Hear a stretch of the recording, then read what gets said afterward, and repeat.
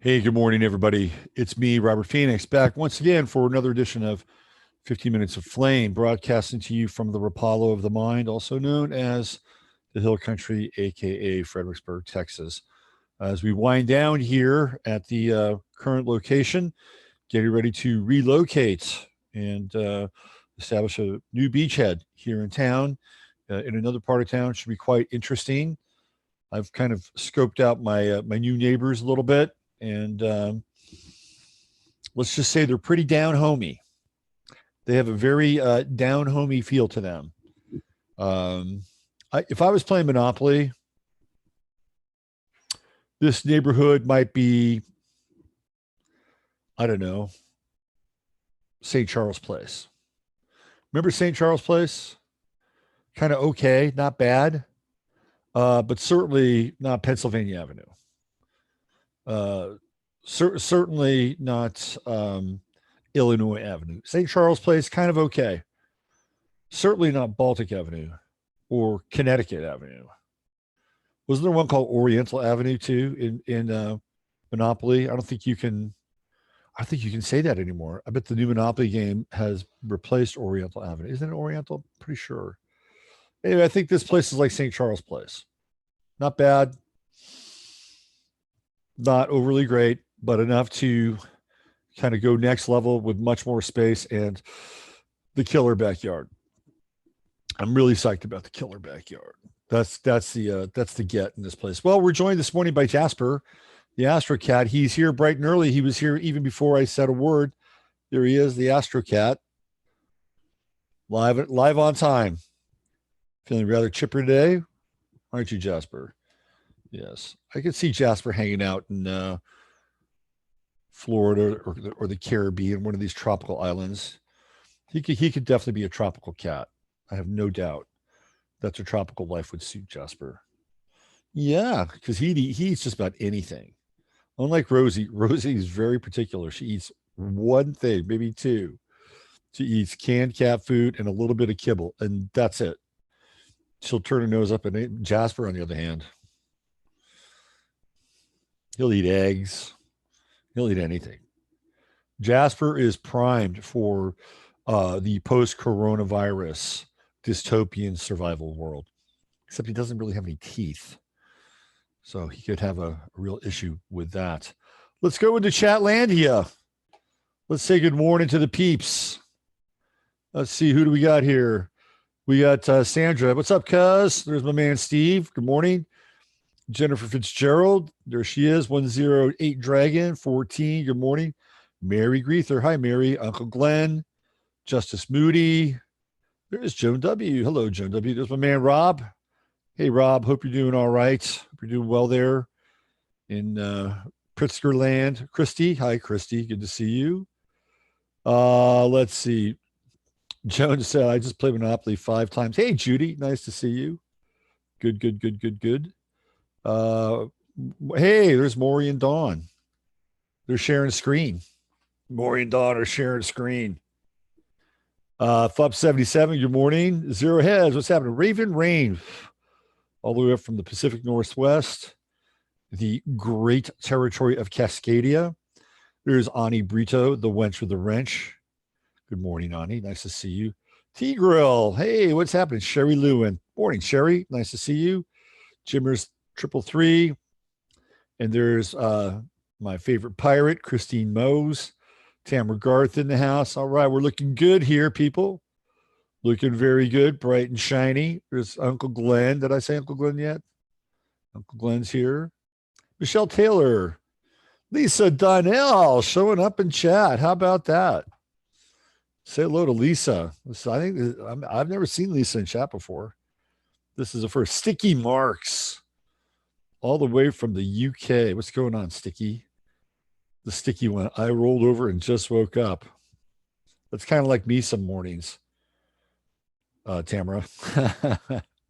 There have been some mornings where it's been about maybe 30 minutes before waking up and doing the show every now and then. Not too much. Today I was up early. Liz Luscious. What's going on, Liz Luscious? A lot of chicks, a lot of chick imagery today. Springtime, chick energy. I'm digging it. digging it, man. I'm digging it. I saw a wild movie last night.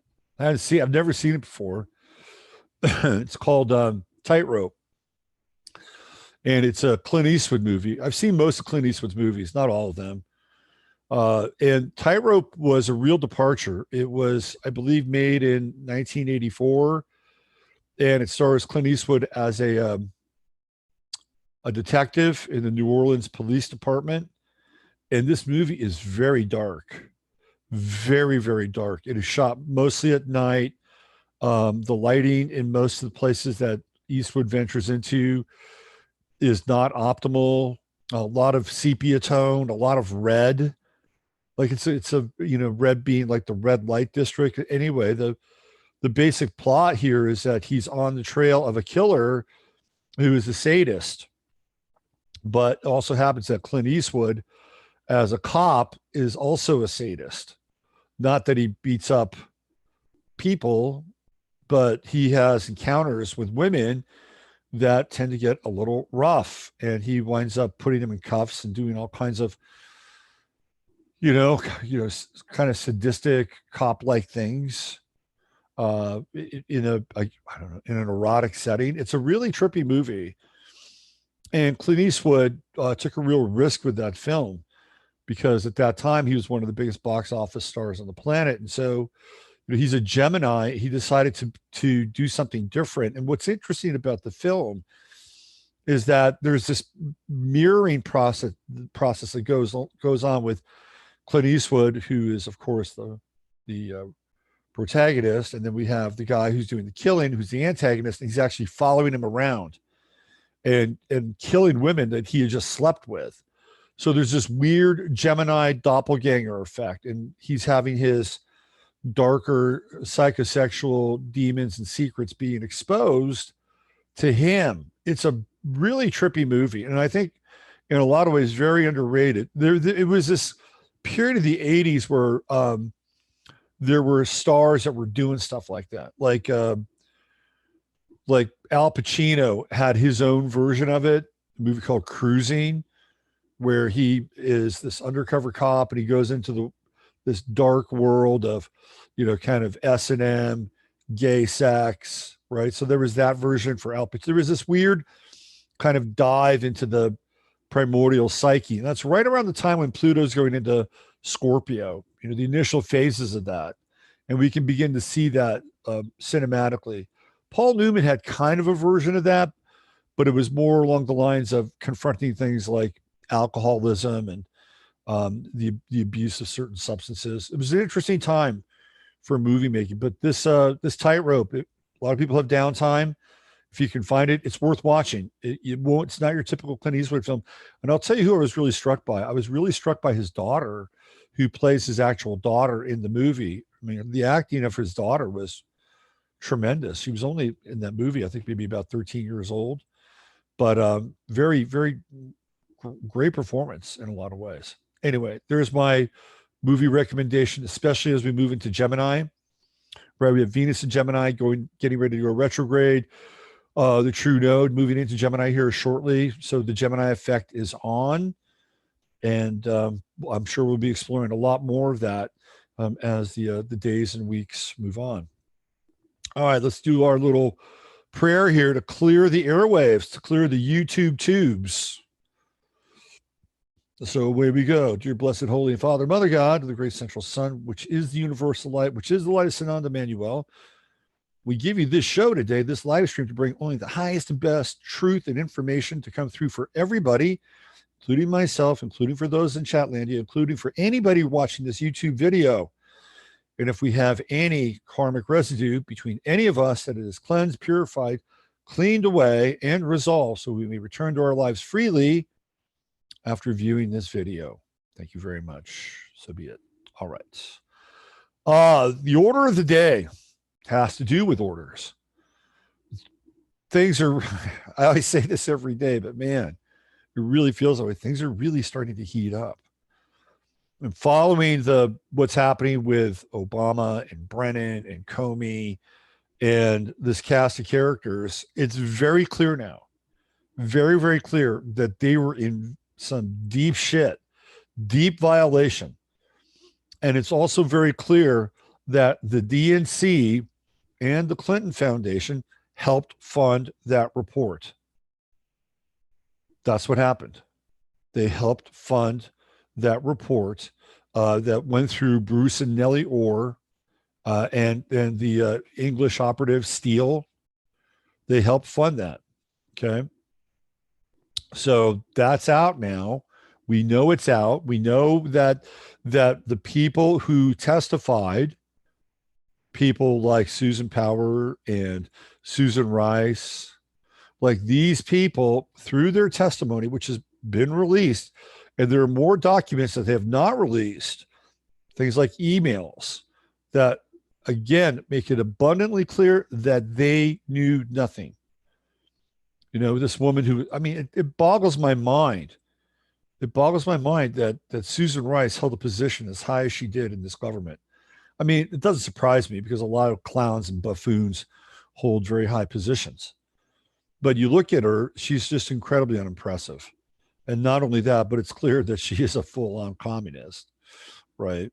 So she's in deep shit because she's the one that was the point person for the FISA warrants that, of course, the FBI, through this judge, who probably an Obama-appointed judge, that they fast-tracked.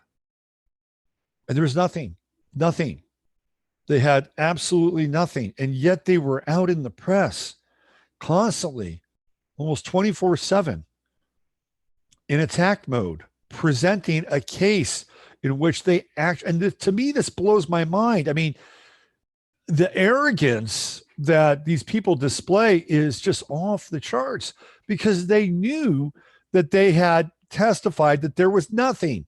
And yet there they are fronting this whole thing.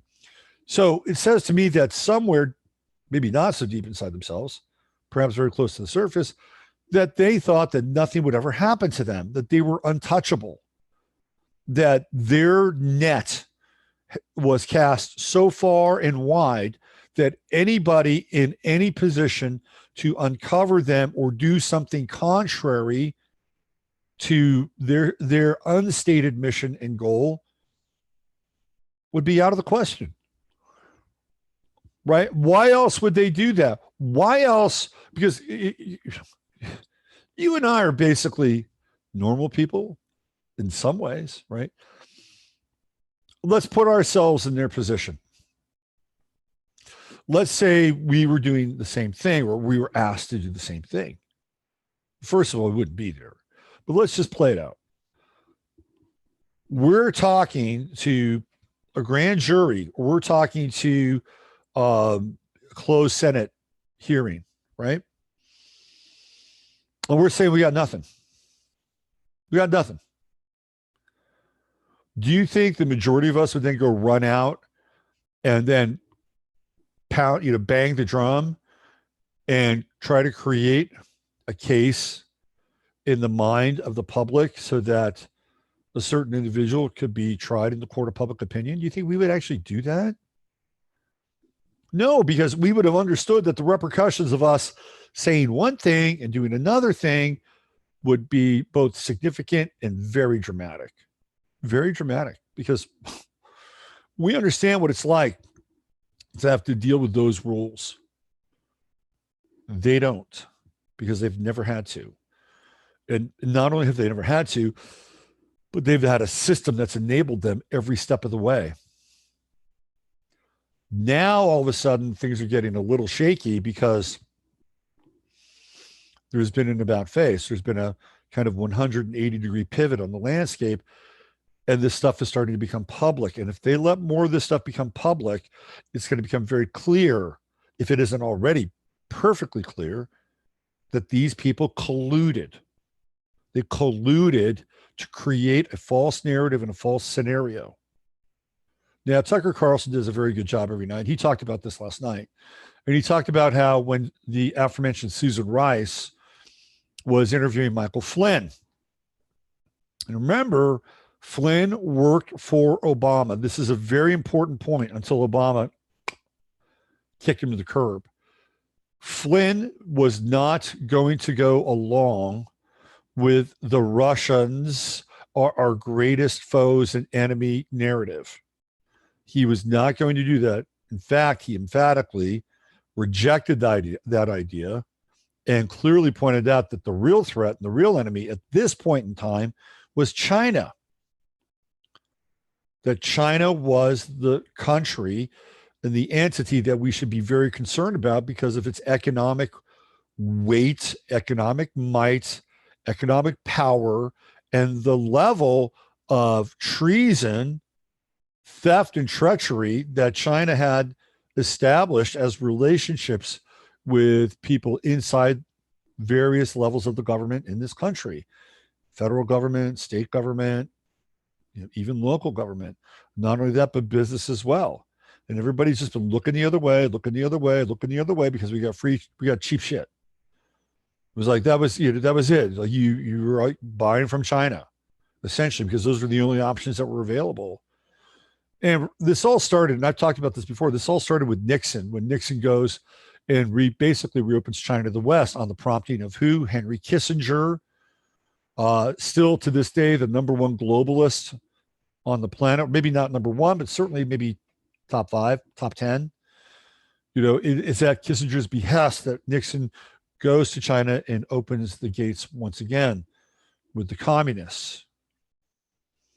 And everything really takes off once George W. Bush and then Clinton, most importantly, Clinton, is the Clintons were the greatest enablers of China. That's where they get most favored nation trading status. That's when a lot of the state secrets get out. It just becomes a mess with the Clintons in China. And then every subsequent administration has strengthened those ties and given China more and more and more intellectual capital, material capital in this country. In fact, when we had the massive crisis in 2008, 2009, who bailed us out? It was freaking China. Okay. China. So now here we go. Michael Flynn says this is the country that we need to be really aware of. And that was it. They didn't want to hear that anymore. See you later. Now, this goes all the way back to, I believe, 2015, when Saturn was entering into the sign of Sagittarius. I'll do a little astrology here for you because I track this. And every time Saturn went into the sign of Sagittarius, it was doing two things. Number one, it was entering into the United States 12th house. Number two, there always seemed to be an uptick in American Sino relations or the lack thereof. And I did a talk in Virginia Beach right around this time. And I said, get ready. You're going to hear a ton of stuff about Russia. You're going to, whether it's true or not, Russia is going to become a big topic of conversation. And sure enough, that's what happened. And that's when we saw the beginning of the demonization of Russia. And it all started just around the Sochi Olympics. And I clearly remember this time, and I actually wrote a lot about it and how they were doing everything in their power to deride Russia, and how the conditions of the Sochi Olympics were shoddy, and everything was second rate and second class. And, there was really a full frontal assault going on against the Russians at the time. And I thought, well, this is really bizarre. Do they deserve this? Do they really deserve this? And what's the meaning behind it? They were deeply engaged in a public relations campaign against Russia during that time, and doing everything in their power to completely smear the Russians and smear Vladimir Putin. Now, I am not one of these people that wants to give Vladimir Putin a hug. Okay, I'm not that guy.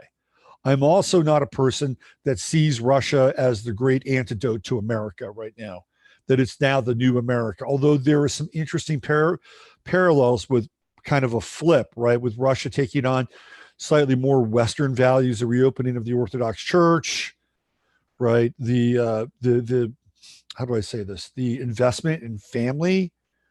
And let's be very clear, very, very clear. Russia is very, very tough on homosexuality and pedophilia. That doesn't mean that it doesn't exist there, but it is certainly not promoted. what was that group that went there and tried to, fornicate? They did that thing in the church. There was some kind of agitprop, political punk rock group. It's not feminine. It'll come to me. Anyway, there was this one scene where they're actually screwing in public, right? And what did Russia do? Vladimir Putin just stuck his thumb down on this and you're done. You're out of here.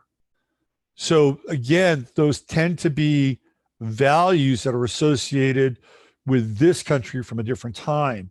So one on the surface could make a case that there was this kind of pole shift, which again, I've talked about. But that said, I don't trust any leader. I really don't. And I don't think anybody else really should either. So I don't really trust Putin, and I don't really trust the kind of the Russian agenda, the Russian cause. But at the same time, I thought what they were doing was completely unfair and reeked of a deeper and more hidden agenda. So they were creating this boogeyman, right? There was the new Cold War, and they needed to create a boogeyman, and they were misdirecting from China because China really did become the new boogeyman. China did become the new Russia. And we weren't in a trade war, Cold War, but we clearly have entered into that territory now. And they wanted to do everything in their power to distract our view of China. Not only that, but when the time came, if they needed a fall guy or a patsy, Russia was going to be propped up, primed, and ready to go, which is what happened in the case of the election of Donald John Trump. So this is all happening right now. And this could get very interesting. And if I'm Trump and there's an election coming up, right, he's got to pull the trigger on some of this stuff. Like he's got to pull the trigger because he said that he was going to drain the swamp. We're 4 years into this thing and not a lot of swamp draining. So in order for him to fulfill some of his promises, this has got to happen. And I would assume that we're going to start to see some people take the fall. My sense is that the first person that's going to take the fall will probably be either Andrew McCabe or Peter Strzok. And remember, Strzok is really connected. He's a guy that has a rare position of being both in the FBI and the CIA. Now, wrap your head around that. Okay, so I would say that Strzok and McCabe are probably at the top of the fall list. And then right behind them would be probably Brennan and maybe somebody inside the Obama administration. Maybe not Susan Rice, maybe somebody like Evelyn Farkas. Like she might be somebody low level, low hanging fruit, right? So I would assume that this is going to happen. The other thing you're going to start to hear about is Trump's tax returns, because the Supreme Court is set to rule on his tax returns in June, not that far away. And you're already starting to see rumors about his tax returns in the press, that they're shoddy, that there's a lot of people on from foreign countries inside the tax returns. So they have them, and the Supreme Court is supposed to be ruling on them in June. Now, of course, the so-called left is going to go, they're going to go full frontal with the tax stuff. That's going to be the next battleground, by the way, will be the tax returns. So keep your eye on that. It's an important piece of information. Now, the Supreme Court has generally ruled in favor of Trump, generally. So if they, again, rule in favor of Trump with the tax returns, there's going to be the cry for bloody murder. And I spent some time on Twitter yesterday, and it was quite interesting because I started to kind of look into people that I would never commiserate with or follow on Twitter. So these would be people really decidedly on the left. And it was quite instructional. Let's put it that way. It was very instructional. This one guy had, 30,000 followers. It's a lot of followers on Twitter. And he's a consultant, CPA, lives in Miami, and his name is Kane, Kaine. I think his name is Thomas Kane. Anyway, I was looking at his Twitter, and there is really this thing called the resistance. Like, they are very, very clear that they're part of the resistance, and they have basically these Twitter circle jerks going on, and it's like every day they feed the resistance, they feed the resistance, they feed the resistance. I'm sure this guy's a full-blown socialist / commie, but it's like, wow, this is really interesting. I mean, there are people that are really all in on this resistance piece, and again, I think that they're fairly limited and slightly moronic, to be honest. And I'll give you an example. This one guy, not this Thomas Kane guy, this other guy who decided he was going to drop a lot of F-bombs on me. Basically, I said, they all kept saying, oh, he's had all this time to do all these things and he hasn't done shit. Look at him, blah, blah, blah, blah, blah. I said, do what? All the guy's been doing has been fighting off these attacks from day one with the left, right? That's all he's been doing from day one. We went from Russiagate, which we know is just a complete and utter nothing burger. Then we went into the impeachment proceedings and all the Ukrainian stuff, which was just smokescreen, duck and cover from what they were doing and what Biden was doing, and trying everything in their power to throw it at Trump and get him impeached. And he had to get through that. Now we've got the coronavirus. I mean, how could anybody do anything? I don't care if he's a Republican or a Democrat or an independent or from Mars.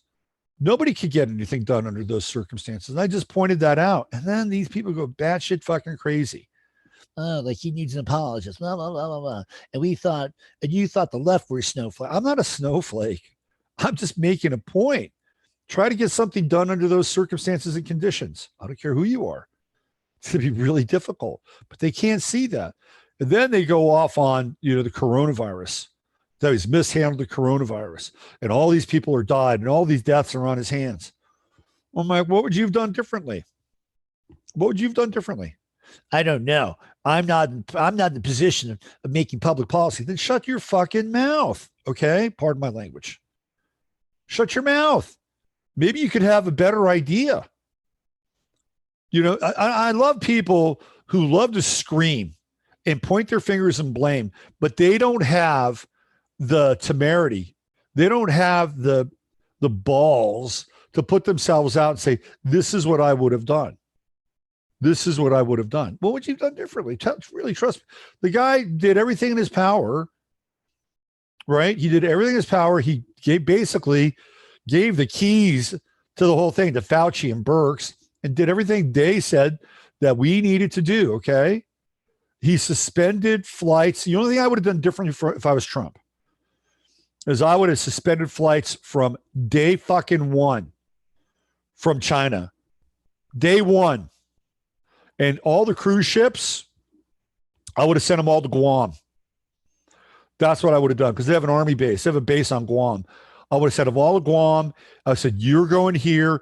This is where you're going to be given the best military doctors and the best treatment. We'll either come onto the ships and deal with you or we'll bring you into a hospital. And Guam is in an area where a lot of those ships could have docked. That's what I would have done. And anybody coming in from China immediately, without fail, would have been put in quarantine for 24 days. 24 days. Bottom line, end of story. Then I would have looked at where all the other places were, whether it was Italy or whether it was Iran, and I would have just said, we're done. Shut down. Shut down. I would have put guards on the border, both borders, and say, we're closed for business for now. And I would have done that within the first 2 to 3 weeks. Period. End of story. Okay. I would not have allowed any of those people in the cruise ships to come back in until they were completely free of any kinds of symptoms. Okay. That's the only thing I would have done differently at that phase. I mean, I would have done a lot of things differently. I would have listened to Birx or Fauci, but that's just me. But if he was playing by those rules, that's what I've done. But these people, they can't wrap their heads around it. All they want to do is point a finger and say he killed people. But what would you have done differently? Really? Oh, then they get into the masks and the ventilators and all the minutia and all this other bullshit. And it's like, well, the ventilators have basically been death machines. If you've been following the news, they're death machines. And the masks don't even work. The masks basically recirculate your CO2. Are you kidding me? Like, you need oxygen. You're breathing more CO2 than O2. Talk about global warming. It's happening right in front of your nose inside that mask. I've got some good mask video I'm going to play you guys. So the masks now are on the front line. We're on the front line with masks, and people, again, are starting to push back. We're a minority, no doubt, but we're starting to push back, and some of the results are fascinating, actually, and some of them are actually quite disturbing, and I'm going to show you some of them today. By the way, Officer Anderson, Mr. Anderson, lost his gig. You know, this is the most level-headed cop in America, right? This is probably, one of the last real cowboys. Like, that was some Gary Cooper kind of stuff that he laid down. He lost his job. Of course he did. Of course. I hope that some city somewhere in the Pacific Northwest, which is where he resides, decides to hire him as a deputy sheriff. Get that guy a gig. Okay, get him a gig. He deserves to have a gig. I didn't like to use the word deserve, but that's a person who deserves to have a good gig. And as a deputy sheriff, and maybe even run for sheriff, we can actually make a difference.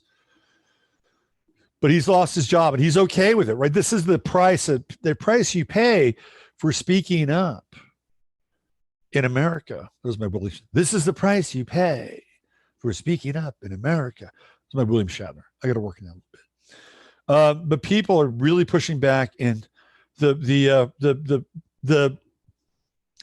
front lines, the Valley Forge of the new American Revolution is happening at places like barbershops, Trader Joe's, grocery stores, on the streets of America, even in neighborhoods, middle-class neighborhoods, where police officers are coming to confront people about their use or non-use or compliance or non-compliance around staying safe.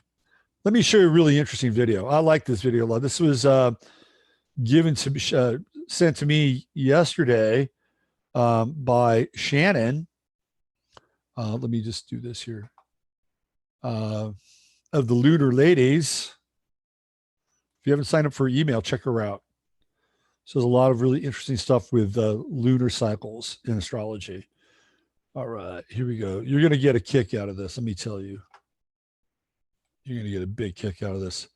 So I believe this is in California. And cops are called on a woman who won't wear a mask. Have fun with this one.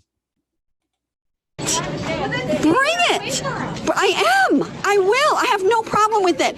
Quit being sheep. Okay, go right ahead. But seriously, guys, why? Shame on all of you for it's a 99% success rate, a 99% recovery rate, and yet you're all wearing this. This is actually unhealthy. That is my problem. Getting the police called. No, you are the problem. Okay, following. No, you are the problem. No. Yes. Okay, and you are nuts wearing that mask for a 99% survival rate. No. Survival rate. A 99. Oh, we have to exit over there. A 99% survival rate, and you're all wearing masks like sheep. Like sheep. Seriously. It's ridiculous. You guys share this. This is what we're dealing with in America. This cannot be the new normal. This is so disgusting and disgraceful. Come on, Denise. Get out. Come on, Denise. Okay. Get out. Unbelievable. This is it, guys. This is the new normal right here. Right here. Trader Joe's. Right here, guys. You saw it first. Oh, and now they're... Okay. No, let me... They're all clapping because I laughed. Unbelievable here. Unbelievable. Look at these sheep, guys. I'm sorry. Absolutely ridiculous. And this one, okay, with her mask on in her car. I mean, why would you have a mask on in your car? Seriously. Oh my gosh. No, literally, I just got the police called on me because I was not... You tell me something. I come from Italy and I have a friend there that lost both his parents. And I'm very sorry about that. Okay, 99% survival rate. But you know what? This is actually unhealthy. This is unhealthy. Here, you can take that, Mom. Exactly. Dude, some sanity. You can't go in there without a mask. I love this guy. Not only is he not wearing a mask, he's not wearing a shirt. He doesn't have a freaking care in the world. I love this dude. They're gonna make you wear a mask, and if you don't, they're gonna call the police on you. If you think this is bad, wait to see what's coming. No, it's not going to, because people like us need to stand up. Do you know what I'm saying? I love that. I love that. That is such a... I love that woman, man. This is... Bring it. Bring it. Police are on the way. Bring it. Love it. It's so weird, right? That scene where they're just kind of like all standing around with their masks. And, you know, it's almost like the zombie effect. And then there's that one woman who's got the cute little mask. It looks like a cute little panda bear mask. Ooh, I have a stylish mask, and I can match my mask to my outfit. I'll wear black today with my little black panda bear mask, and I look so cute. Maybe she can get a little pair of ears for her mask too. And we get into cosplay, mask cosplay. They Live. It's like They Live meets Night of the Living Dead. That's kind of the reality that we have all stumbled into. And that's California. Well, that was quite a benign situation. Nobody got hurt. Maybe a few sensibilities were bruised, but that's not always the case. And the potential for confrontation seems to be escalating. And I'm going to give you another example of a different situation. And this is taking place in Germany. Now, we saw yesterday during that video that some of the strongest and most vocal crowds happen to be in Germany. And I think for the Germans to be political like that is a big deal.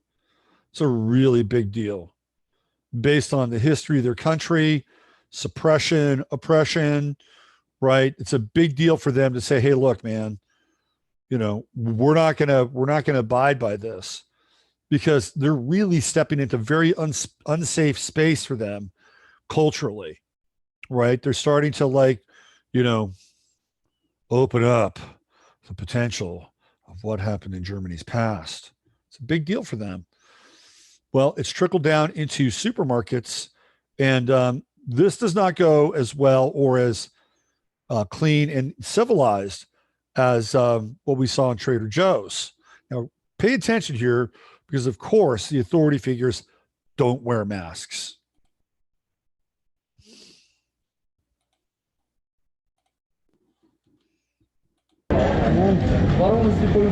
Schönen guten Tag. Ich hätte gerne mal einen Ausweis von Ihnen. Machen Sie das Ding aus. Nein, das für meine... Скажи, что это для моей самозащиты. Was ist das? Ich habe gesagt, Sie sollen die Kamera ausmachen.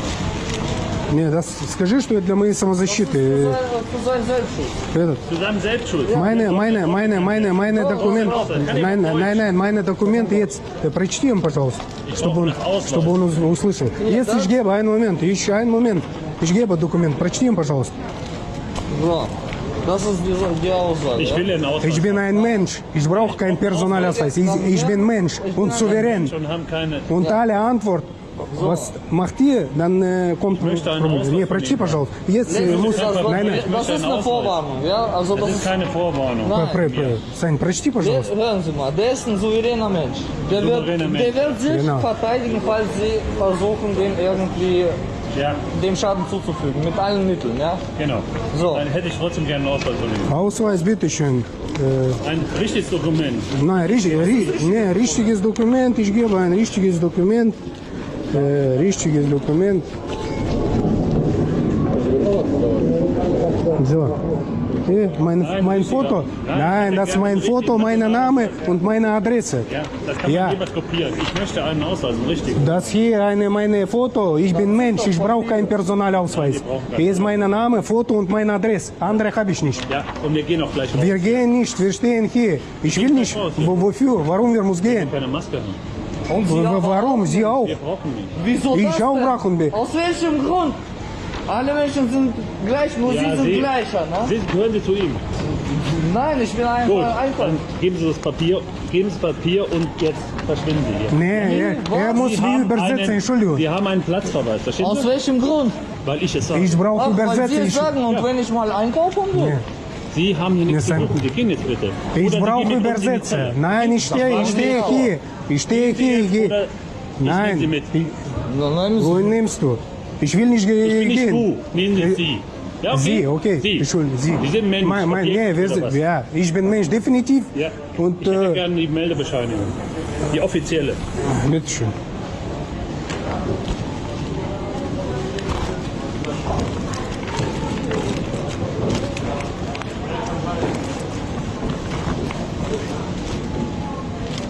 Ich habe gesagt, Sie sollen gehen.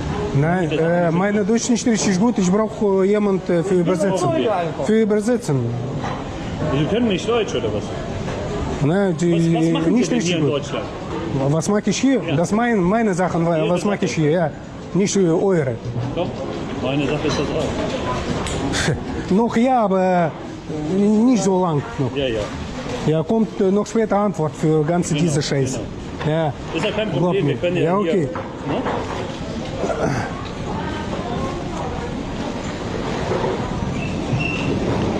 Этот, скажи ему, пожалуйста, этот. Скажи ему, что я оставляю за собой право защищать себя любыми удобными мне способами. Где он там? Der wird Gebrauch ne, von seinem Recht, sich zu verteidigen machen. Der kann ja sich einen Rechtsanwalt holen. Ich brauche keinen Rechtsanwalt. Ich bin Mensch. Ich brauche keinen Rechtsanwalt. Genau, Sie verstehen das auch. Ja, Wenn Sie Mensch okay. sind, verstehen Sie auch die Regeln, die hier gelten. Welche Regel? Ja, eben. Ich habe universelle Regel, nicht die Regel von. So at this point, it looks like this thing is going to get resolved. He's kind of laughing. He's obviously writing him a citation. The crowd has sort of dispersed around him. So this thing looks like it's about to get resolved, but it's not. Keine Ahnung, Merkel und noch jemand. Aber aus welchem Grund müssen wir Masken tragen und sie nicht? Wer wird davon ausgenommen? Sie verstehen? Okay, this is a key moment. This guy pulls his mask off. All right, this is a key moment. He'd been wearing a mask prior to this. Now the mask is off. Now you have two people not wearing masks. It's a catalytic moment. Here we go. Ich kann Sie alles im Internet mal lesen, ja? Wahrscheinlich, wenn Sie haben. Mal lesen, dass das alles Ich nur habe jetzt gesagt, Sie verlassen So much for social distancing. hier den Platz. Wenn Sie es nicht Nein. machen, nehme ich Sie gleich mit in die Zelle. Ist das klar? Ja klar. Dann gehen Sie jetzt. Jetzt. Now he has see what happened there? There was more than one person that decided to not wear a mask. And at that point, it became a viral moment. I mean, literally became a viral moment because Mr. Polizia decided that he was going to get in his grill. That's a violation. Theoretically, keep going here. Kicking him out. Nochmal sehe. Sie Kicking him out. Sie gehen jetzt. Wollen Sie mir drohen oder was? Now, okay, so now he accosts him. Now he accosts him because he saw that he was not going to be compliant, that he had lost control over that situation because that guy decided to take his mask off. That flipped his switch, because it seemed as though they were kind of like resolving whatever they were resolving, but he had said something, I don't know what he said, that triggered this guy. And he's like, screw it. I was playing, nice. I was actually doing what was being asked of me. But at that point, he decided he no longer was going to abide by whatever rules that this market or this town or this principality or Germany itself was mandating. And he didn't like it. He didn't like it because his authority was questioned, and in that moment it was usurped. And he told him to get the hell out. And then he started to fire back at him. And now the cop crosses a line and accosts him. He accosts him physically. And here's what happens. Did you see that? He slaps the guy. Like, he slaps him in the face right here. You're going to see it. He's going to slap him. Right? Right here. Right here. Right? And watch what the guy in the scarf does. Right here. He's tasing him. Do you see what this is? This is a hand taser. He's tasing him underneath his armpit right here. This is where the heart is, by the way. And people could have their hearts stopped by using a taser in this proximity. Watch this. He just got hit with it. Now he's trying to put him in cuffs.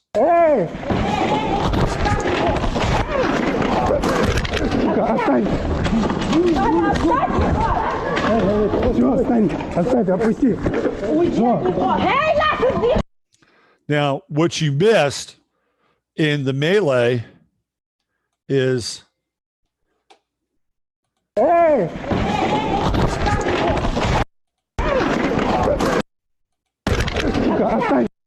this guy, the cop who was doing the sighting, is down because he gets clocked right in the nose. Now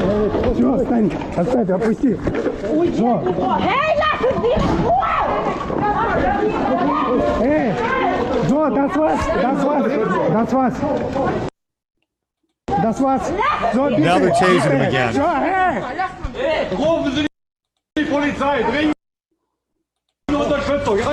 This guy got hit too.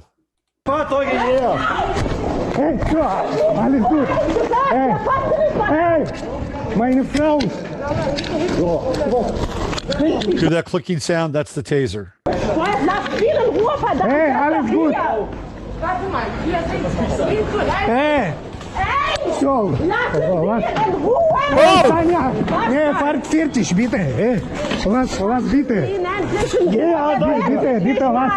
Alles gut, Sanja.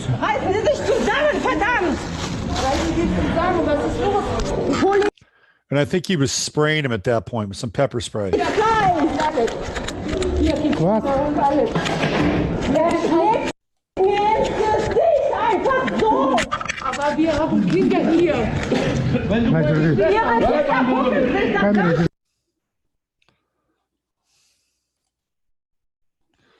So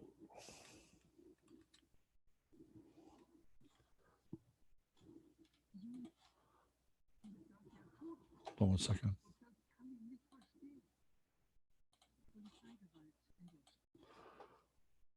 So that didn't end so well. That was a very different situation than the Trader Joe's situation. But it was the same thing in that there were people who were refusing to wear masks, right? They were refusing to wear masks. And somehow that event got escalated because the guy that was wearing the mask, although you should always be wary of a guy that has a shark face for a mask. You should always be wary of a person who has a predatory animal as a mask because they can turn on you, okay? They're making a statement. That's a symbol. And then once that happened, that other guy realized that he was no longer in control. He no longer had any authority. And then he decided to get very heavy. And then this melee ensued. And I don't think we're done seeing this level of confrontation, because the mask piece is very significant. The mask is the first level of compliance. After the mask, what's going to happen? You're going to have the contact tracers coming out, taking your temperature, giving you swabs, doing all the things that they theoretically will be tasked and empowered to do. And most governors will abide by this because, number one, it'll probably be attached to some sort of funding. And number two, they don't want to look like they're not taking care of business and not making people safe, because they're also in the business of re-election. And we have another election coming up for the governors, I think, in, was it 2022, right? 2022. So they're in the midterm cycle. But they don't want to feel or be, they don't want to appear to be dropping the ball. Now, some governors will make it voluntary. Other governors who want to show that they're in control and that they're the kind of the alphas will make it mandatory. And that'll be determined by each state, because each state will have its own level of interpretation. And we've seen some states are much more heavy-handed than other states. And that's important to understand and realize. Now, I've been watching a lot of cop watch videos over like the last 2 months, 2 or 3 months. And a lot of them are very instructive in a lot of ways. But we're in a different scenario. We're in a different situation in a different time where the rule of the law is very fuzzy, very, very fuzzy. Apparently, the 10th Amendment states that states can, if they so choose, enact certain laws in a time of emergency. And I think specifically the language might say medical emergency, to have their own laws, their own rules, their own mandates. And this is in the Constitution, right? So we're dealing with some very fuzzy 10th Amendment stuff here. So the states may actually be within their rights to do what they're doing. Though that would be a case for the courts to sort out. They'd have to look at the 10th Amendment and see how applicable the 10th Amendment actually is when it comes to laying down these rules, orders, laws, and mandates. That said, it hasn't stopped certain people from using the Constitution as a shield or a badge against the implementation and enforcement of tyranny at a street level or at a curbside level. I'm going to show you an example of what I'm talking about. And this, I believe, takes place in San Diego. And in some ways, it's very similar to a number of cop watch videos that I've actually seen before. Let me see if I can find this thing. Okay, here we go. So this is, I think this is Johnny 50. He's one of these guys like James Freeman and Amagansett Press, who go out and they watch the watchers. Like that's what they do. And they wind up getting very much in their grill.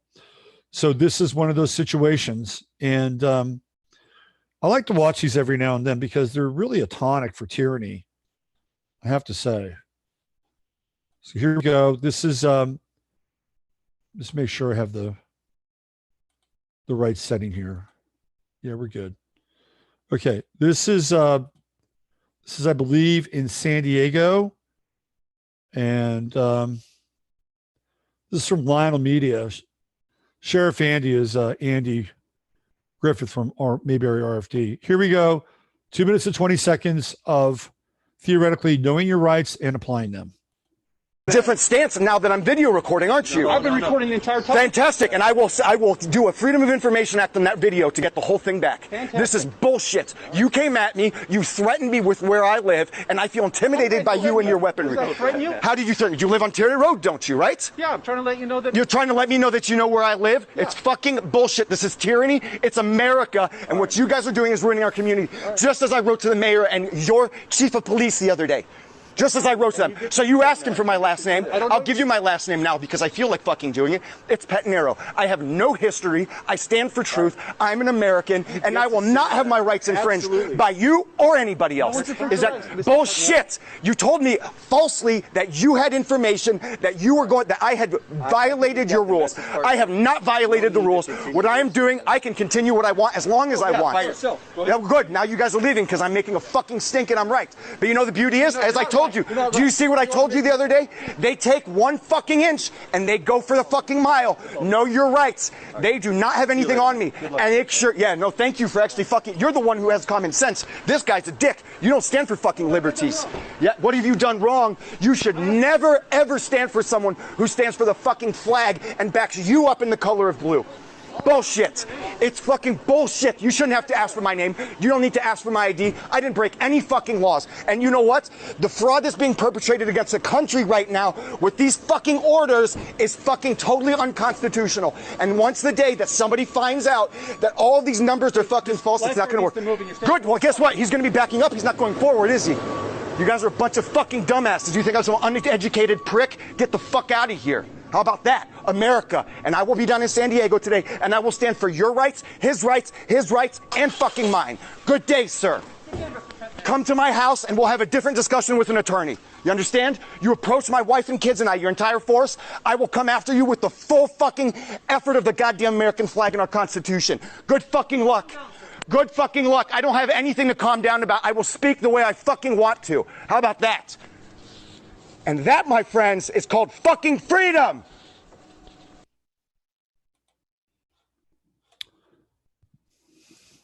Sometimes extreme measures are called for in some ways. I mean, if you didn't really understand the gist of that, I'll kind of break it down. The cop was telling him that he knew where he lived. Okay. We know where you live. If anybody else was telling you that, how would you interpret that? You would interpret that as being harassment. Wouldn't you? I would. It's like, why are you bringing up where I live? It's kind of like the phone call. Hey, we know where your kid goes to school. You know, it's one of those things. So that guy obviously got triggered, but they had no recourse. They couldn't do anything. They could not do anything because they were not there to arrest him. Now, if they wanted to arrest him, that'd be a whole different story. And some of these guys like to push the envelope and find some bullshit reason to arrest a person. But you don't have to give them your name. You don't have to give them your name. You don't have to tell them where you live. You don't even have to produce your license. All right. You don't. You know, the key is, am I being detained? Am I being detained? Am I being detained? And if you persist long enough, they will not press the issue because in most cases, they will try to bully and intimidate the individual in order to get what they want out of that individual. Okay. But now, and these things were happening before, but now we're going next level with the mask stuff, with the lockdowns, and it's going to start to get, I think, pretty hairy.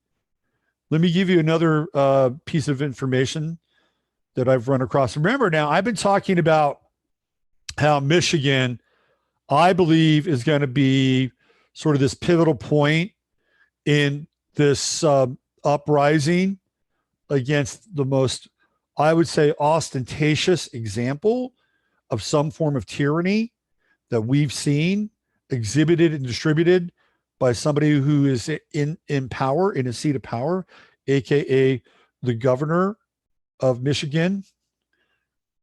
So remember I was talking about this last week, and Emily and I talked about this. This is from Glenn Beck's site, The Blaze. So there's a guy, he's 77 years old. He's a barber. His name is Carl Mankey.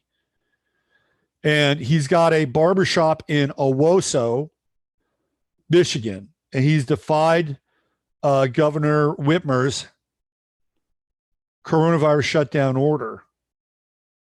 Okay, so here we go. I'll play a little video here. It is day 6 of Owasso barber Carl Mankey defying the governor's orders and opening his shop. As you can see, dozens of people are still gathering outside the business to show support. This morning, there was a line of more than 15 customers outside the door. Mankey has received 2 citations so far from police. Members of the Michigan militia say they will take action to keep Mankey from going to jail. And yesterday, 6 troopers came in to enforce the governor's order or to issue a cease and desist order. And so we are here today to make sure he does not get arrested. We are willing to stand in front of that door and block the entrance. So, yeah, the police will have no entry there today. An associate pastor in Fenton. So let me see. Let's get that done. Okay. So this is what's happening here in Michigan. This is the radical. This is the radical. This is the revolutionary. This is the infernal lawbreaker. Let's take a little peek inside his barbershop. The administration in Lansing and the administration in Washington are at odds with one another. And when you get that tension, it plays itself out in weird ways. And I had the sense that I felt like a pawn in this whole thing. You know, that I'm an adult. I've been in business since 1961. I'll be 78 this year. I'm an adult. I can make my own decisions here. I've got all the things that I need. I've got the hand sanitizers. I've got the sterilizers. I've got the mask. I've got the distancing. And I'm thinking, she's not my mother. And even my mother, I would probably fight her on some of this stuff, but I just made an adult decision that I was going to open up. Mackey's. There's a lady in Texas. No, I'm open now. I've been open since 9:30 this morning. So I'm just doing walk-ins now. It's just too crazy to do anything else. Oh, it's at least an hour. I mean, right now with the phone ringing, and you're probably my 50th call this morning already. We're all Michigan men. Yeah, oh yeah, I know it. Yeah. Well, just if you're prepared to wait, bring a magazine or bring your computer. Check that phone out. Check that. Guy's got a rotary dial-up phone in his barber shop. Rotary dial-up, man, that is old school. Carl is so old school. He doesn't have a cell phone. He's got the rotary dial-up. Did you hear that ring? That was like a rotary dial-up ring. Amazing. On Friday night, state police issued Mankey a health protection order from State Attorney General Dana Nessel's office, demanding he close his shop, noting that customers from Ann Arbor, Saginaw, Detroit, Jackson, and other areas have visited his business, which raises the risk of spreading the coronavirus. Do they really want to get a haircut or need a haircut, or do they want to support this guy? Right? That's a really, I think, important question. Maybe it's a little bit of both. What's really interesting is that, follow this now. So this is Nessel's order. He was given every opportunity to voluntarily comply, blah, blah, blah, blah, blah, blah, blah, blah, blah, blah, blah, blah, blah, blah, blah. Mankey's actions are not a display of harmless civil disobedience. His actions are counterproductive to the collective effort. Businesses and communities everywhere have made to slow the spread of COVID-19. So what happens, right, is he keeps issuing this order, but the guy who's supposed to sign the order doesn't sign it. He does not sign it. So not only is he practicing some civil disobedience in some ways by actually having a business and a livelihood, but apparently the person who's supposed to sign the order has pushed it back 5 separate times. And he says, I was denied twice on unemployment. What is this guy supposed to do? What is he supposed to do? So now all of a sudden we've got people that are out front protecting his barbershop. Now, apparently there's the Michigan militia, and then there's these guys. And apparently they're not affiliated, not the same group. And the Michigan militia is like supposedly this really famous militia. Who knows? I don't know. I think militias are kind of funny in a lot of ways. I'm not going to make fun of them because they take what they do very seriously, very seriously. But every time I've ever seen somebody who's been a part of one of these militias, they weigh probably close to 300 bills. Do they work out? Do they actually train these militia people? I'm sure they're quite good with their firearms. Probably no doubt about that. But they're out in front now. They're going to protect this guy's barber shop. These are all very Cancerian things too, you know, taking care of oneself, you know, hair, body, you know, the feet, salon, nails. I mean, they're Cancerian things.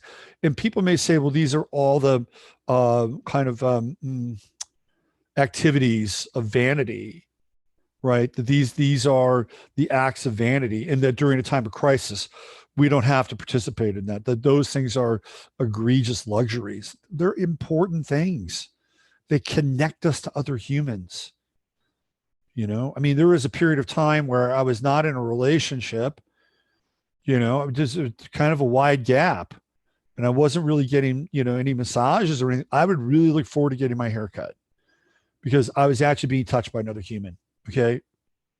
And it produces a very fundamental kind of nurturing and bonding. And in those places, people talk. It's also community.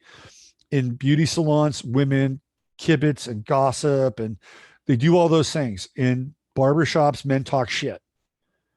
These places play an important role in the psychic health of our lives. Okay. They're not the bar. They're not the saloon. They're not the pub. You know, so people aren't going there to get sloshed. They're going there to have them to be taken care of, right? So that they can, you know, look good or feel good about themselves. But they're also talking. They're exchanging ideas. One of my favorite places to go to is this barbershop in Newtown, Pennsylvania. And it's a real barbershop. It is a real dude place. There's nothing fancy about it. And the guys in there, they talk shit, they talk smack, and a lot of them are regulars. And it's a really cool environment. Very, very cool environment. So these places are important, and we're being denied the ability to access these places. And not only that, but one of the things that barbershops have always provided and beauty salons have always provided is they've provided a steady source of income. Well, I've always been of the mind that a barbershop or a salon is almost a foolproof business because people will always need haircuts. And the entry level for them to get into that business as a customer to have that service is not that high, depending upon where you go. A haircut ranges anywhere between $15 to say $25. Most people can afford that. Right? So these have been, and they're everywhere. Like these businesses are in a lot of ways the tributaries of the economy, because in those places you have to have more than one person. You'll have 2 or 3 people. In some places, you'll actually have specialists, like if it's in a salon or a spa, that do just very specific things. Right. So you have all these, it's not just that business itself, but it's the people and the practitioners inside that business that are actually getting paid. Right. So that has been shut down. And when that's shut down, the economic tributaries dry up. And so those funds and those monies cannot be dispersed elsewhere. And think of all the salons and all the nail parlors and all the barbershops across this country. You do the number on that, it's very significant, really significant. And I feel like it's interesting that these places become the front line of the so-called resistance, whether it's Shelley Luther and her salon in North Dallas or Carl Mankey and his barbershop in Owosso, Michigan. These are really interesting places for people to say enough. The other area that's Jasper is now going after the palm tree. That is so funny. The other area that this is taking place in, obviously, is restaurants, because it's another Cancerian kind of establishment, right? So here's a restaurant in Colorado that opened for Mother's Day. And again, these restaurants are losing their freaking shirts. And Colorado, who is being essentially run by Jared Paulus, who is another dyed-in-the-wool purple socialist, decided that this restaurant was going to be shut down. Was going to be shut down. So viral footage circulated on social media on Sunday of a restaurant in Castle Rock. In this footage, you could see a packed dining room of maskless people getting brunch and lunch. The owner put a post on Facebook stating she planned to be open, but she did not expect for it to be as busy. She told the Colorado community media, "I expected to be busy. I never expected this. We did our time. We did our 2 weeks. We did more than 2 weeks. We were failing. We had to do something." You see, when this started out, people were more than willing to abide by and comply with a certain period of time for the so-called quarantine. People said, okay, I can put this aside for 2 weeks because we want people to be safe. We don't want to feel like we're not supporting this idea of public health. Then the 2 weeks became 4 weeks. The 4 weeks became 6 weeks. The 6 weeks became 8 weeks.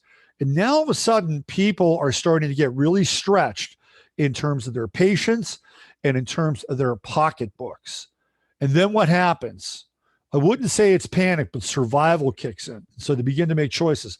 And this is what this person did. So, of course, people are saying she did her time. Is she comparing being at home safely to prison time? My God, how dumb are these people? She selfishly opened her restaurant in the middle of a highly contagious pandemic. We are disappointed that C&C Breakfast and Korean Kitchen, a cookies and crema company in Castle Rock, has decided to ignore the governor's safer at home order and open up today with no attention to social distancing. They took away her license. Governor Jared Polis swiftly acted, calling the restaurant an immediate health hazard, immediately suspended the restaurant license of C&C Breakfast and Korean Kitchen in Castle Rock. License is suspended indefinitely. Now, some people just go to these places so they can videotape what's happening and then report people, you know, the snitches. Well, you think you're a snitch and you're immune to being found out. You may want to think again, because a very interesting development has happened in Missouri.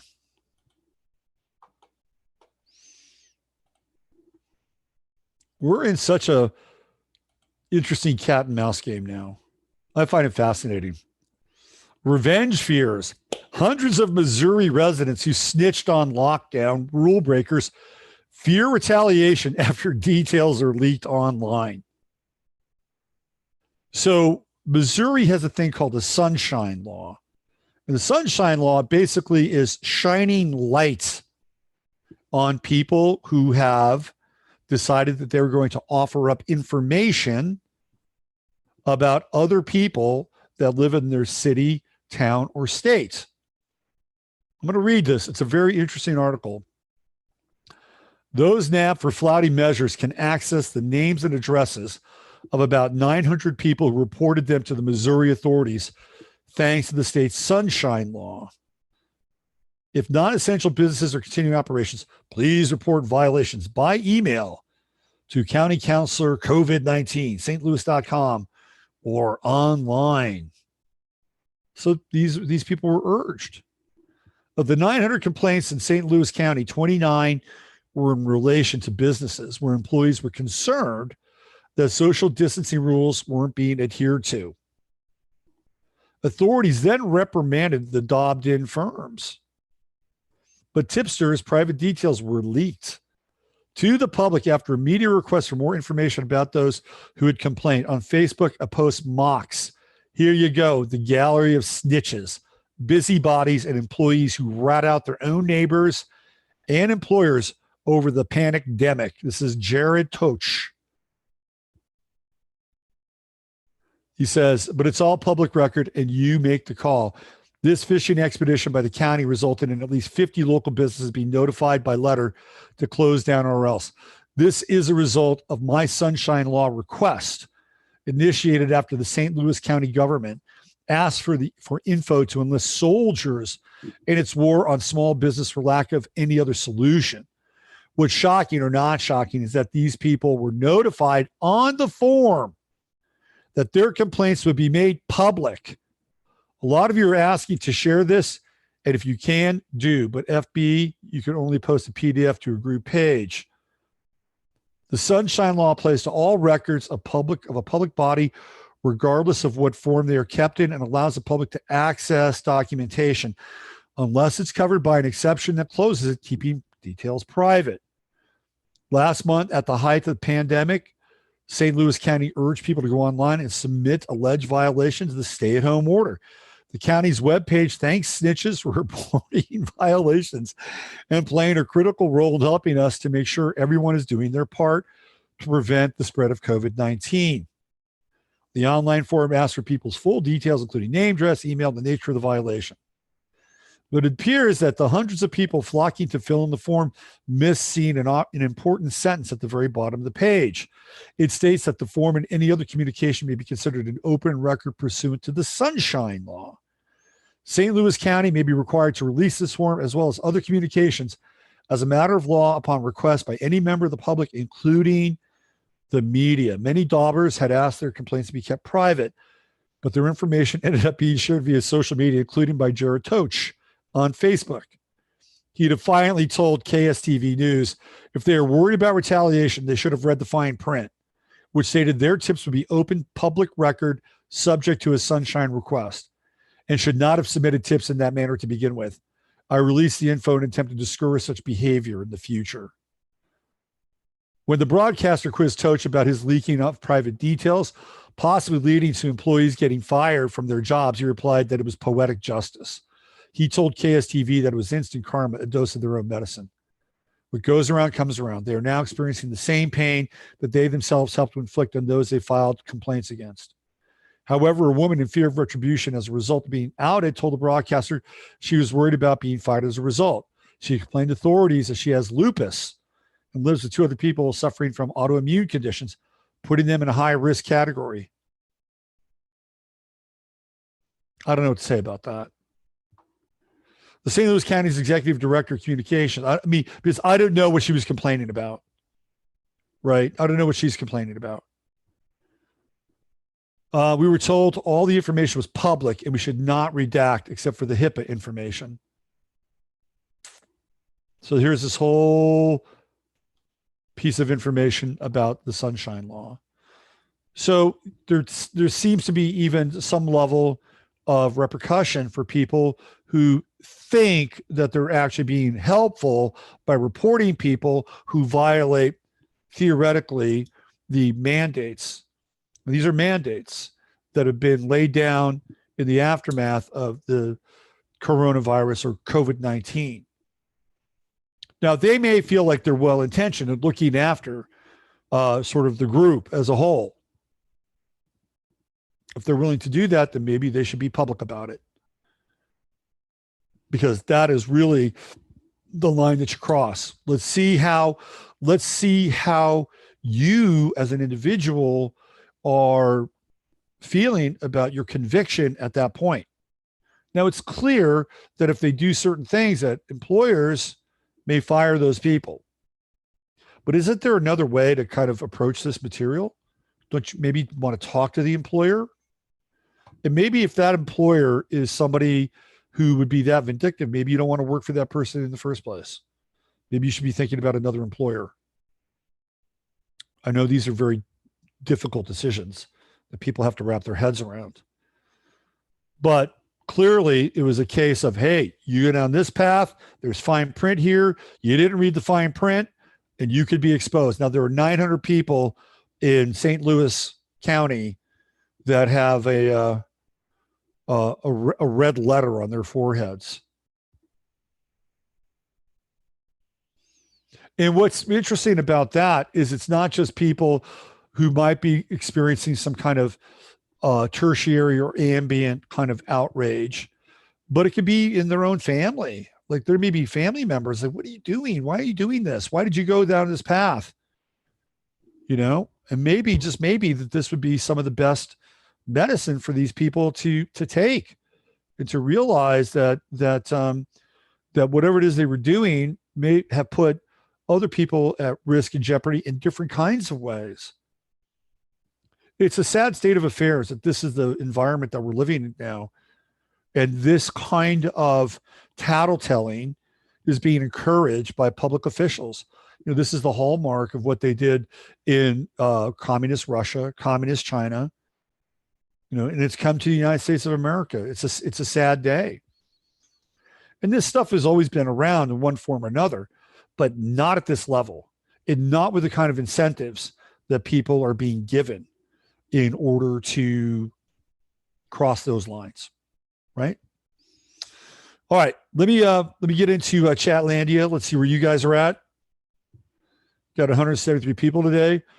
Bosses are insane for insane order followers. Left my job 3 years ago because I could no longer abide their stupidity.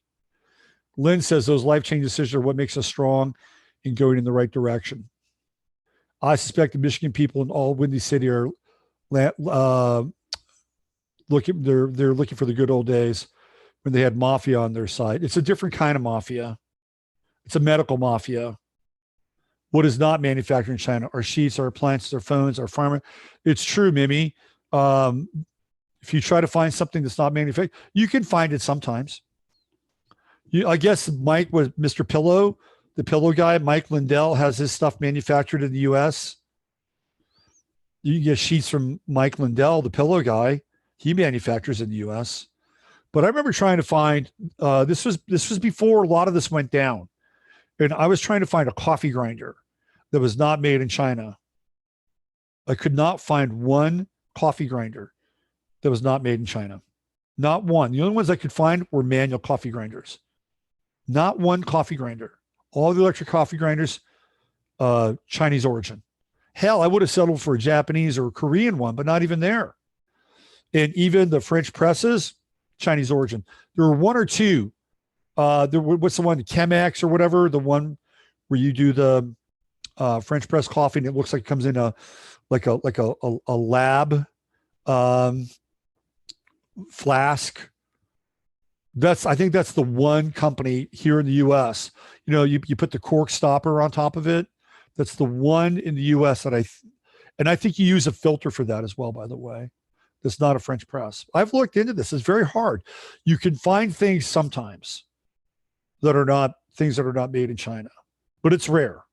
It's very, very rare. But that's the way the game has been set up now. And I'm not a person that buys a lot of stuff. I'm not really into a lot of material possessions. So I kind of limit them. I've never been a material possession person. You know, I get what I need, basically. So I try not to invest in that too much. And in fact, I've got two computers, one from 2009 and one from 2011 that I'm having rebuilt because I like them. And I'd rather invest in them than get another computer. All right, let me go back into the comments here. Let's see where you guys are at. JP Love says, I like Little. They sell German made. Oh, good. In Obama's second term, his chief of staff, Dennis McDonough, another actor in The Soup, also is NSC head during the anti-Russia campaign. Get the manual grinder. I'll get a manual grinder. I've got no problem with a manual grinder. That'd be a good name. That'd be a good porn name, wouldn't it? Manual grinder. Manuel Grinder.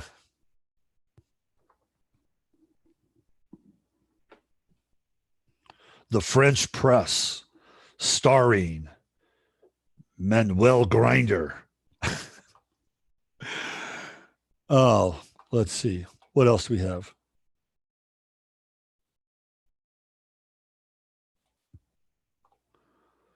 Let's see. Christine Mose says, yes, I use a ceramic funnel for coffee. I go minimal as much as possible, local or independent products. We can afford new socks, but my husband will wear them until they're holy before he'll break down. Man Grinder for short. Isn't there like an app called Grinder for men? Or so I've heard. Our books are manufactured in the U.S. There we go. The Crimmies have a publishing company. They're made in the U.S. Their books are published here in the United States. And Jasper was made in the U.S. too. So you do a little check-in on Jasper and the Jasper camp. Look at it. He's chilling out now. Jasper's just chilling out. He's just having a nice old time here. Aren't you, Jasper? He was made in the U.S. Jasper was made in San Francisco. He was made in San Francisco.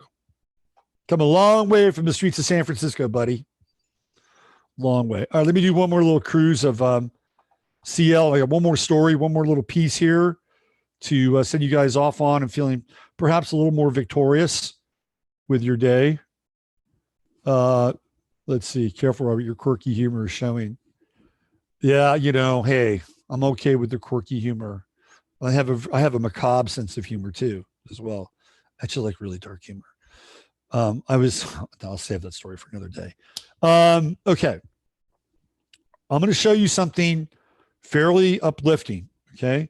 This is the power of the individual to turn the tide of a given situation where the so-called authority is deciding that they want to assert their authority in a way that they are not congruent with, meaning that the truth is not on their side. So we're going to return to Germany, and I'm going to show you a much larger version of what happens here in Germany. Give me 1 second. I gotta find it. Here it is. This is from our friend of the show, E. Michael Jones. It's 40 seconds, but you're going to want to pay attention. First of all, pay attention to the size of the crowd. Second of all, pay attention to the Darth Vader helmets that the German police stole from the Disney lot so they could actually use them, the Disney prop lot, so they could use them in their so-called policing. So here we go. This is E. Michael Jones on Twitter. And can you see this? It's like, I guess they've got some kind of a deal with Disney to produce these helmets. Okay, so let's just do this. Let's open it up a little bit, full screen this thing. Look at the size of the crowd. All right, look at the size of the crowd. And here comes he even looks like Darth Vader. Look at that. Here come the riot police, the stormtroopers, and away we go.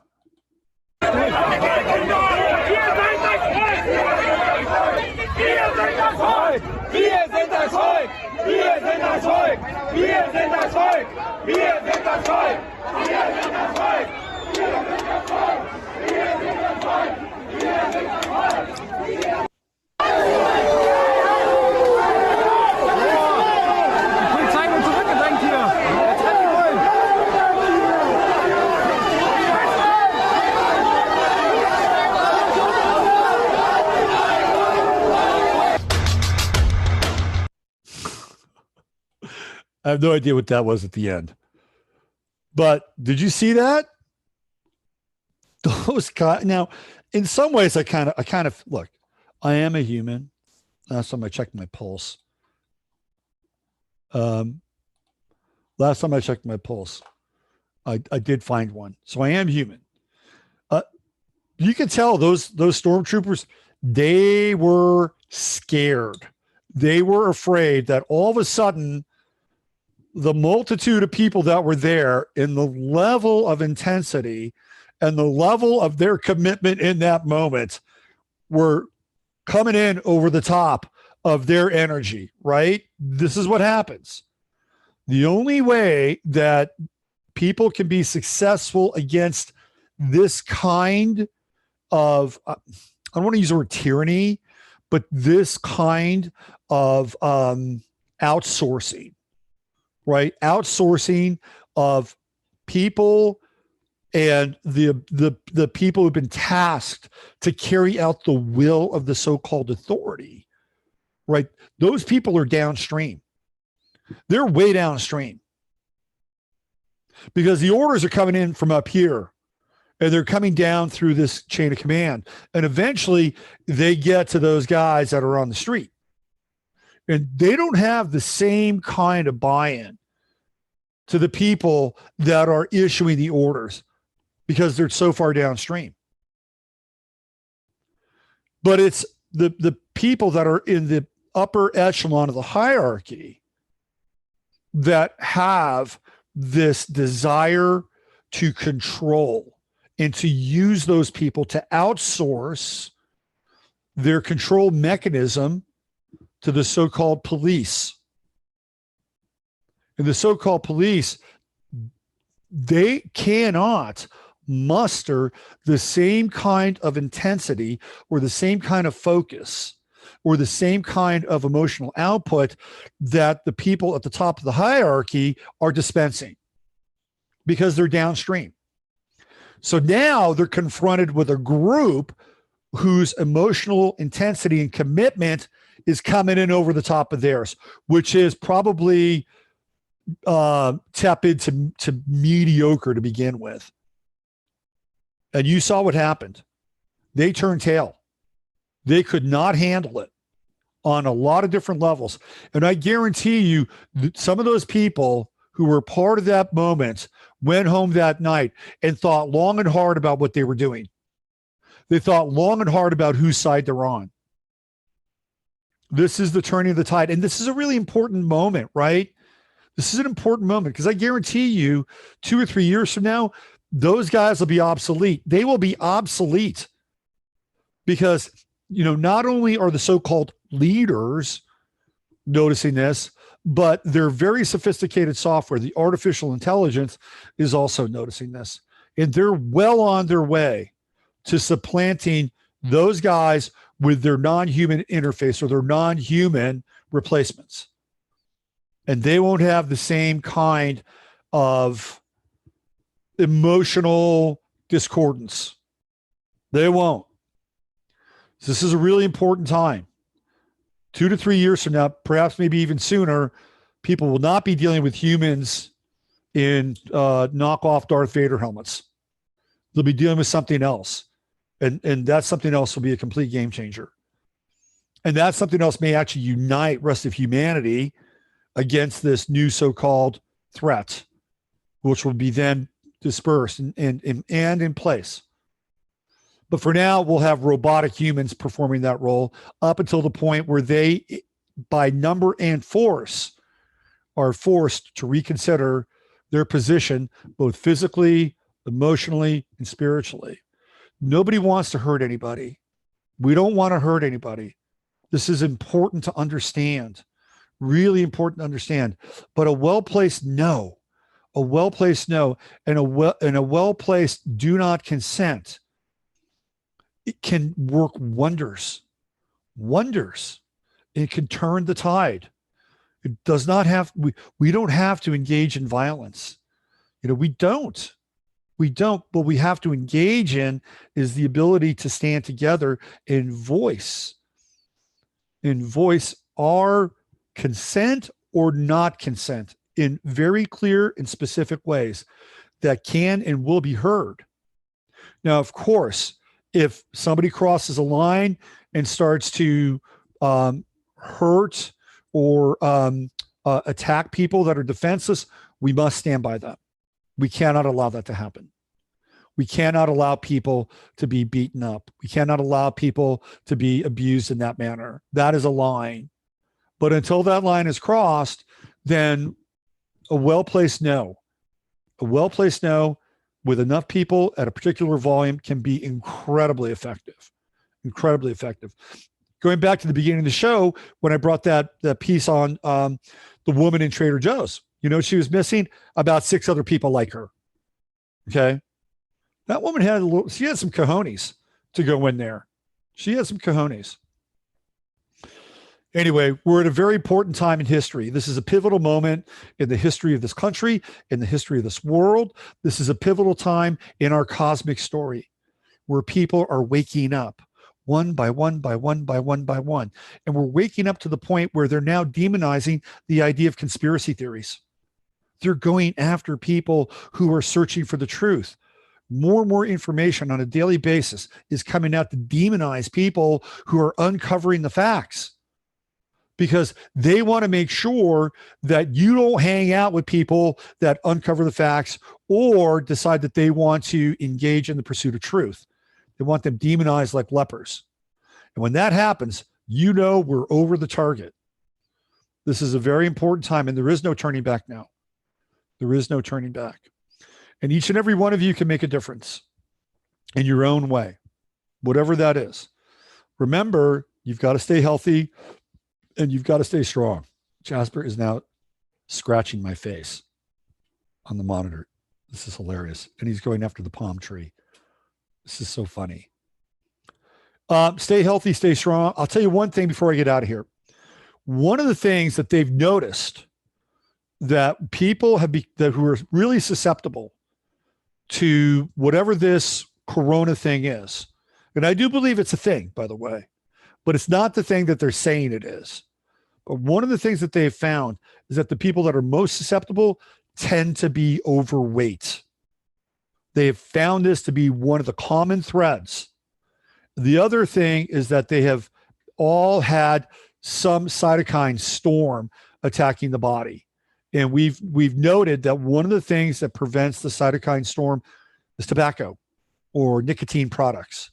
I'm not saying go run out and use nicotine to fight coronavirus. I'm not a doctor. I'm just telling you some of the things that I've read. But clearly being healthy, managing your body, and apparently being able to shed excess weight will actually help you, not just with things like coronavirus, but things like the onset of early diabetes, heart conditions, all those things. So take control of your body, have your body become a sovereign entity. Like the body itself becomes a sovereign entity. Your consciousness is a sovereign entity. And together, when you bring the two of them in alignment, boy, you're really powerful. All right. I'm going to get on out of here. Let me just take one more little gander with Chatlandia. Jasper is really into the monitor today. Overweight, nicotine, parasitic. Let's see what we have. Stark realization. The body temple, MedCram guy in YT has good info. Thanks, Stacy F. Overweight, nicotine, parasitic. Oh, hold on. Where are we here? We were about to get our power back. God. Yes. But speaking to all I know, they are drinking the media soup. Let's see. Skull and Whirlpool shoulder. Hey, what's happening, Skull? Stark realization. I have to stop making fat sexy. A study was done showing the people dying from this are vitamin C and D deficient. Thanks, Paula. Yes, I've seen that too. Yep. Shauna says overweight, nicotine, parasitic, because it's known chewing tobacco kills parasites. I cannot tell you how much I've been craving a cigarette. That's what Judy says. JMP says, Love says, I've gained weight through this. Skull and Warhol Shoulder says, I smoke, not 100% happy with my habit, but not worried about it. Just smoke good tobacco. Smoke good tobacco. Funny, they said to avoid NSAIDs with corona, yet NSAIDs are first line in treating cytokine storm. Very good point, Victoria. Very good point. Shauna says symbiotic relationship. It has to be a parasite in either a virus or bacteria like Lyme. Let's see what else do we have here. Anything else? Even Michael Tessarian sees an astrological indication of a win for humanity in this situation. Well, yeah, we're going to win. Of course we're going to win. We've got the Jupiter-Saturn conjunction, and that's coming up. And this Mars transit through Aries is going to be big. It's going to be huge. So we have the immediate transits with Mars going through Aries. We have the Jupiter-Saturn conjunction in Aquarius. You know, if we just had Saturn in Aquarius, we'd have a replay of the last Saturn Aquarius transits. In each and every case, a kind of a deepening and more contractually binding version of the New World Order / One World Order. Jupiter's a game changer. Jupiter is liberating in this instance. We haven't had this conjunction in a very long time. Very, very long time. And I'm really looking forward to it. All right. I'm out of here. Thank you once again. I'll be back tomorrow. Won't be doing the Friday show, obviously, because I'll be moving. Hopefully on Sunday nights, we'll be up and running again. Use your head in order to discern what's real, your heart to stay up on what's possible. I'm Robert Phoenix. Have a great day. I'll see you guys tomorrow morning.